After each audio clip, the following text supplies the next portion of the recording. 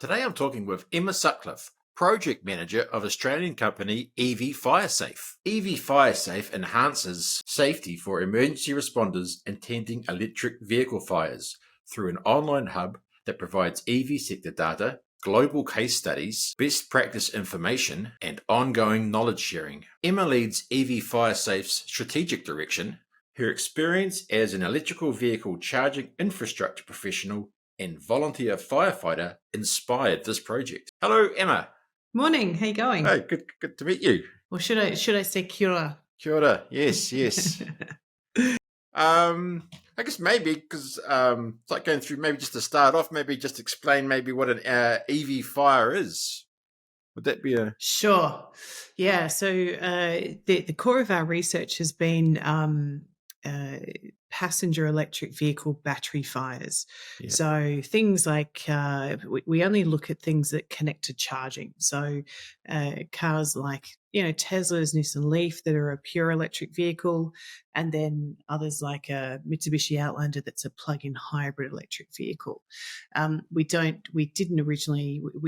cover things like Camrys and Prius, which we kind of fall in that category of mild hybrid. Yeah. So an electric vehicle fire is actually two things. We can have an electric vehicle on fire and it's just plastics and, the cabin of the car actually on fire, or we can have an electric vehicle battery fire. So we've got this massive kind of, quite big lithium-ion battery that provides, it's like the fuel tank of an electric vehicle.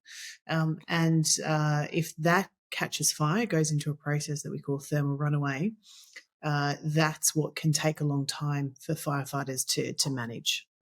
Oh, okay. And what does thermal runaway mean? So inside excuse me, inside an electric vehicle battery, you've got multiple lithium-ion battery cells. So I don't know if you can see that, but that's one there. So that's it's a lithium-ion battery cell there. That's what we call an 18650. So a Tesla Model S might have about 8,000 of these in the battery pack. So thermal runaway is essentially a battery fire. It leads to battery fire. So if you imagine that you're driving down the road in a Tesla Model S, we've got 8,000 of these cells and you're involved in a collision. One of the cells during the collision gets impacted, so it gets crushed in that collision. And what happens then is it short circuits and it starts to heat up.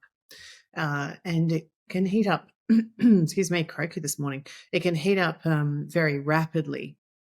So as that heat builds and the pressure builds inside that cell, eventually what will happen, it'll burst open. It'll kind of explode open the cell. So typically that happens through the top here, there's actually a little safety valve there for exactly that reason. So the cell bursts open, and when it does, we see a release of toxic and flammable gases. Of course, sometimes we can have an electric vehicle that just kind of off gases. The gases are released, but we don't see fire. But of course, we were only looking at the ones that actually caught fire. So what can happen then is those gases catch fire, and or in some cases where the gases kind of build up in an enclosed space, they can actually explode. But that's very, very rare. So so we've got one cell that's done that, but it's heated up very rapidly. And that heat's got to dissipate somewhere. So the first cell bursts and the gases are released and it catches fire. Then the next cell next to that first one starts to heat up as well. And then that goes. And then the next one next to that heats up and that goes. So we get this kind of domino effect. So thermal runaway is a battery fire essentially. But it's not really a fire anymore that we're dealing with. It's not like the normal fires we're used to dealing with. It's an unstable exothermic or heat generating kind of chemical reaction. So it's as the global firefighting and emergency response community, we kind of need to learn almost kind of fire information from scratch when we start talking about lithium-ion battery fires, because it's just a different kind of process that we're not quite across yet. Yeah, I guess it's a big change for the firefighting Yeah. how things are run, I guess. Yeah, it just there are a lot of similarities, but quite a few differences, like thermal runaway. And yeah, we just need to get our heads around them and get some training and awareness Oh yeah, you around. sort of Yeah. so the media sort of publishes a lot of stories about the Tesla on Hmm. fire kind of story, but what's the actual percentage of that actually happening in the? Look, it's incredibly rare. So as I said before, what we do is we research real world incidents.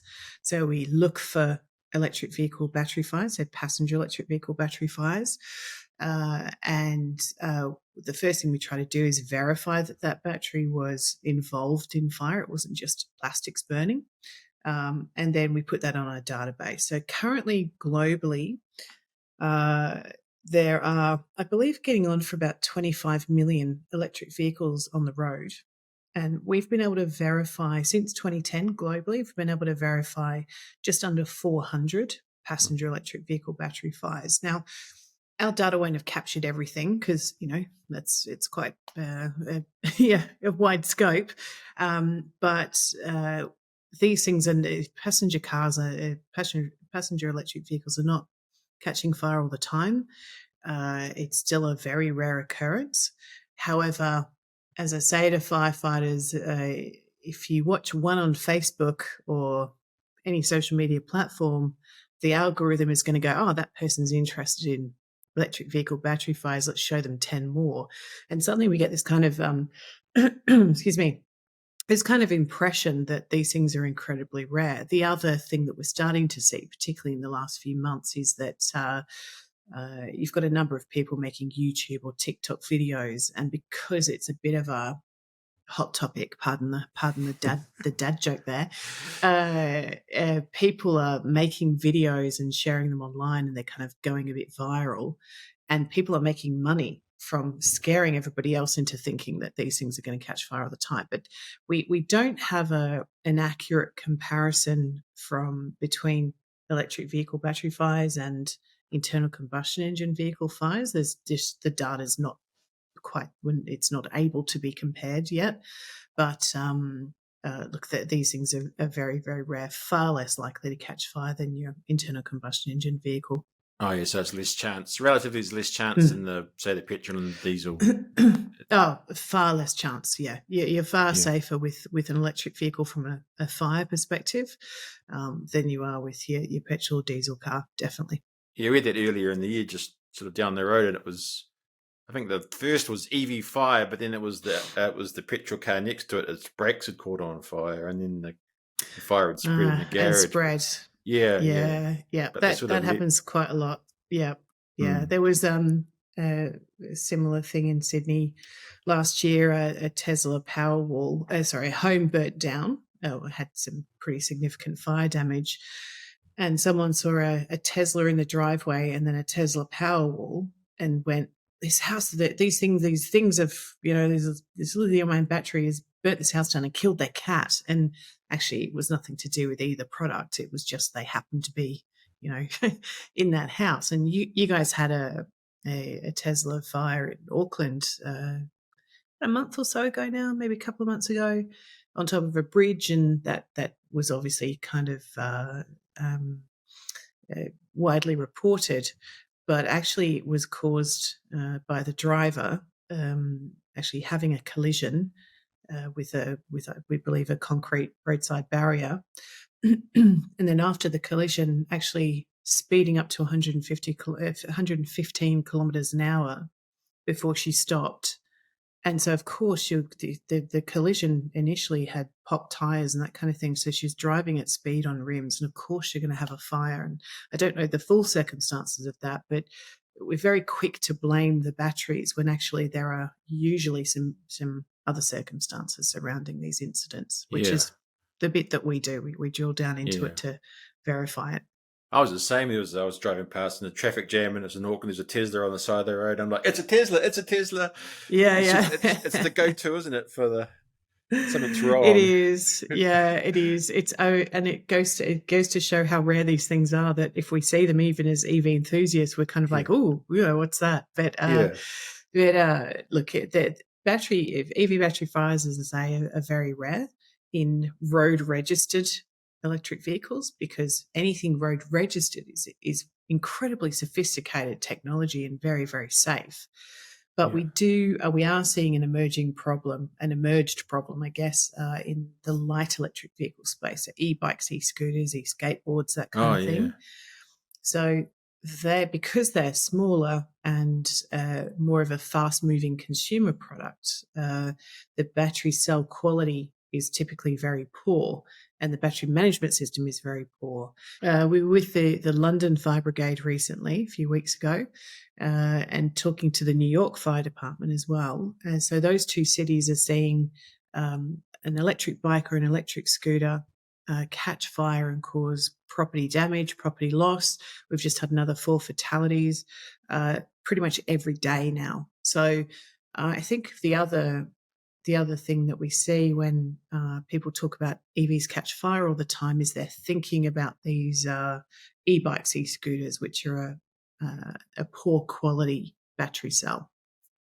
Oh, yeah.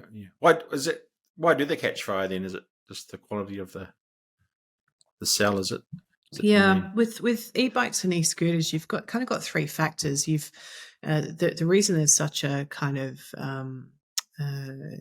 high injury and fatality and property loss rate. There are 3 factors. You've got 40 million of these light electric vehicles coming to market this year because they're so popular. And it's a good thing. We need to decarbonize our personal transport, but obviously we need to do that very safely. So e-bikes, e-scooters, people are rushing to market and using, as I said, very cheap quality equipment to do that. So cheap quality battery cells, battery management systems that aren't able to monitor or stop charging the battery pack, at the right time, those kinds of things. Then, because they're a smaller pack and not as well protected as you would have in an electric vehicle, they take a lot of punishment in daily use. So if you imagine an e-scooter being kind of kicked up and down curbs, that kind of thing, it's literally where you're riding it, that's where the battery pack sits, is where you're standing on the e-scooter. So they take a lot of wear and tear. And we know that impact on lithium-ion batteries can increase our risk of fire. But then what happens is people take them into their homes and they charge them up in their bedroom or their lounge room. We see people charge them up at the front door of their apartment so they can't escape if it catches fire. So there's we're seeing, the 4 deaths in New York this week were due to were people living in an apartment building above an e-bike repair store. So they had nothing to do with the actual e-bikes or e-scooters. They just lived there above the store and were unable to escape. So it's we can't compare e-bikes, e-scooters with electric cars. They're very, very different electric vehicles. Road registered electric cars and other vehicles are incredibly sophisticated, incredibly high quality. And then we've got our light electric vehicles, e-bikes, e-scooters, e-skateboards. Not all of them are poor quality. We've got some great products out there, but we're seeing this rush to market with cheaper light electric vehicles that are causing most of the issues. What are the challenges for emergency responders to deal with for electrical or EV fires? We do have a lot of challenges. So I guess the first challenge is it's such a new space and the technology moves so quickly that a lot of, and research and data is difficult to gather. So for projects like ours, it's taken. We've really been doing this since 2018, and it's been quite difficult to verify incidents and get the information that we need. The testing that occurs, when we actually, because what we want to do is burn electric vehicles and see what works and what doesn't. How do we actually put these things out? Should we put them out? Should we let them burn out? All of those questions. But to get a testing program going, you're typically talking many millions of dollars and a lot of time to prepare for that. So by the time you've kind of done a 2 or 3 year testing program, sometimes the technology's already moved on. So we're now kind of, well, how much of that is still relevant, kind of thing. So we do have kind of challenges from that perspective. What does the data actually tell us? Where do we need to focus our attention? And then once we know that, how do we test that? And then, of course, the all of that information then would typically inform what firefighters or emergency responders would do if they have an incident involving an electric vehicle. So, no, we have what we call standard operating procedures. So that's a kind of a list of steps that firefighters use at different incidents to tell us, how to do things. But no fire agency in the world actually has a standard operating procedure for electric vehicle battery fires yet. So that's a kind of a global conversation happening at the moment. What do we actually do if we have an electric vehicle in thermal runaway? So just for car owners, is there any sort of maintenance they should be doing? Just for any fears? Yeah, for electric vehicle drivers, I mean, there are a few things that you can do to reduce your risk. I mean, your risk is very low of a car fire, battery fire, but there are other things we can do to reduce that even further.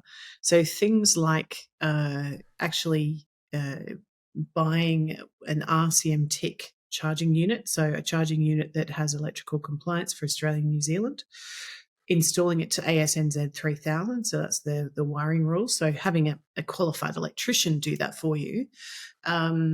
And then just checking the wear and tear on your charging equipment as well is a really good idea. So if your cable is looking worn or the split, the outer sheath is split, those kinds of things, make sure you get it replaced with something that's approved by the charger manufacturer. But in terms of your car maintenance, I mean, follow the schedule that's set out by the manufacturer. So I drive a Tesla Model 3, so you can put in a service request if you need to. But it just because it's an electric vehicle doesn't mean it doesn't need maintenance. There's still some maintenance issues that you need to be aware of. So things like changing the brake pads and air filters and those kinds of things. But none of that is going to really increase your risk of fire. But of course, it's overall it's good to keep an eye on things. The other thing I'd say for EV drivers is that if you're involved in a collision, or even if it's relatively minor, but you think that battery pack, which sits underneath the vehicle, if you think the battery pack has been impacted or suffered some damage in any way, then get it checked by the manufacturer. Don't just drive it home and charge it up, or park it in your garage. Get it checked out if you think there's any impact on that battery pack at all. Mm. Climate change is making flooding worse. So we're starting to see a number of flooding events around the world. Now, if an electric vehicle has been submerged in water for an extended period, that does increase the risk of battery fire. So if there's been flooding in your area and your car has been sat in water for, we're talking days, maybe weeks, that kind of thing, don't drive it, don't charge it. You need to get that checked out as well. And to be honest, at that point, your insurance company is probably going to write the car off anyway. And then the other thing to note is if your car is under recall. So we've seen recalls with Hyundai Kona due to battery fault that could cause fire. More recently, Jaguar Land Rover have recalled I-Paces. So if your vehicle is subject to recall, you do need to get it back to the dealership or the manufacturer and, whatever fix they're going to do, replace the battery, change the software, that kind of thing. Make sure that's done. If every EV driver knew those three things, we'd probably cut the number of incidents on our database down by about half as well. So it's just a public awareness and education kind of bit that's kind of missing at the moment. Mm. Just in your role, what do you spend most of your time doing or talking to? Or Just being a bit of a nerd on it all, really. But the team and I, we've got a really great team, and we spend a lot of time, looking at incidents and trying to verify whether the battery was involved or not. Trying to learn from those incidents. So, how many firefighters were needed? How many liters of water? How long did the fire take to put out? Those kinds of things. So, all of that information is then put onto our website, and which is freely available for anyone to go and have a look at.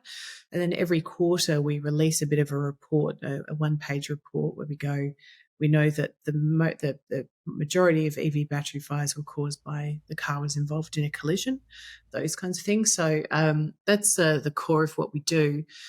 More and more lately, we're working with a really good global group of people to try and kind of get as much information as possible about suppression. How do we actually suppress an EV battery fire?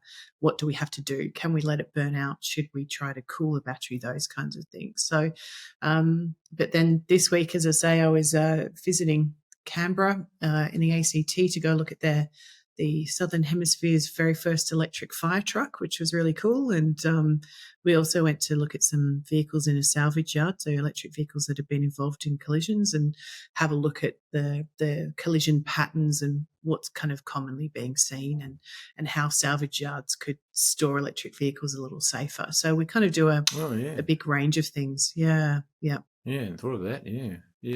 Just on the batteries, where do you see the future of the battery technology going? Is there look, it's only going to improve. I mean, eventually, I think someone will hit on the right battery chemistry that can't catch fire. We're not there yet, but I'm hopeful that eventually that's a thing. And something, of course, if it can be combined, if it can be fireproof and give us longer range, then even better. But look, I used to kind of track all the different chemistries and new inventions coming to market, but there are now so many that, to be honest, I've lost track. But occasionally people send me something around sodium and those kinds of things. But to be honest, until we've got 25 million of a particular chemistry on the road and we don't have a fire, then our work on keeps going, I guess. Yeah, it's still pretty early days on all that, isn't it? Really, I guess. Yeah, exactly. Yeah, there's some really cool tech out there, but it's a case of making it fireproof, making it cost effective, so it can we can start to see electric vehicles. We're starting to see them drop in price a little bit, but if we've depending on the tech, we need to make sure that it's at a family friendly kind of budget, so everyone can access one. Do you think the future is electric? Because there's still a few people not so sure about it. Do you think it's? I think those people have their head buried in the sand a bit. Yeah. I think there's absolutely no doubt. I mean, personally, I've been off grid now for about 11 years and drive a Tesla Model 3. It's my third electric vehicle, and I just don't see why. We have looked at a few hydrogen vehicles, but again, I just can't see it happening. Why on earth would I buy a hydrogen car to drive around in when I have to still go to some kind of refueling station and pay for that fuel when I'm at home with my electric vehicle and just plug it into a power point, So I think, no, most definitely the future's electric, and pretty much every car company except one that we won't mention, starting with T, have said you won't be able to buy a petrol or diesel car from us by 2030, 2035, that kind of thing. So most definitely. Yeah, because like Europe's very proactive on that, isn't it? That sort of 2030. Yeah, correct. Yeah, we were in Norway recently for some conferences, and in Australia we play Spot the Electric Vehicle. In Norway you play Spot the Petrol Vehicle. It's so common there. It's a little glimpse into the future there. It's pretty cool. Yeah, they're like the leader, aren't they? The top. I think last year it was 70% or maybe 80% of their new car sales were all electric. Yeah. So, and they had the Neos there, which were good to have a look at. So they have a battery swap out system, and it was could have spent another 3 months there, I reckon, and still not seeing everything. It was really cool. Yeah. Any sort of final thoughts potential EV owners should be aware or consider or think they should know? That's like a key point. In terms of buying an electric vehicle, as I said, your fire risk is very, very low. Be aware that you should not drive it or charge it if you've been involved in a collision, if it's been submerged in flood water. I mean, driving through a puddle's fine, but if your vehicle's actually in water for an extended period, hours to days, don't drive it or charge it. And if it's been recalled, don't drive it or charge it. Contact in all cases, contact the manufacturer and ask them, what should you be doing about this? But then I guess the other message is not so much with your cars, but if you've got an e-bike or an e-scooter, e-skateboard, if you're thinking of buying one for the kids, buy the best you can afford, because the battery cell quality will be higher, and be very careful about its use. If it gets damaged, if the battery takes a big hit, again, if they get submerged in water, if they get too wet, please don't take it in your home and charge it up, because we're seeing fatalities, regularly around the world at the moment from that light electric vehicle sector. So I think that's probably the key message from us is where the kind of property loss and damage and injury and fatality rate from the e-bikes, e-scooters is getting worse and worse globally. So we're really keen to kind of share that message of buy the best product you can afford, and be very careful with its use. If you can, charge it up and store it outside. Don't bring it into your home if you can avoid it. And be careful about how much impact it's taking. You haven't really seen it as much, that it covered as much. It's really good points about that. Yeah. Still a bit of an emerging space itself as well. So yeah. Yep. And just if people want to find out more about your research, what's the website? What website is it? Go to your website. It's probably the best way. Yeah. Best way, evfiresafe.com. We also have a Facebook page or LinkedIn where we're pretty active. So if, depending on what people like to do, they can jump on both of those. And if they've got questions, that's a good place to ask.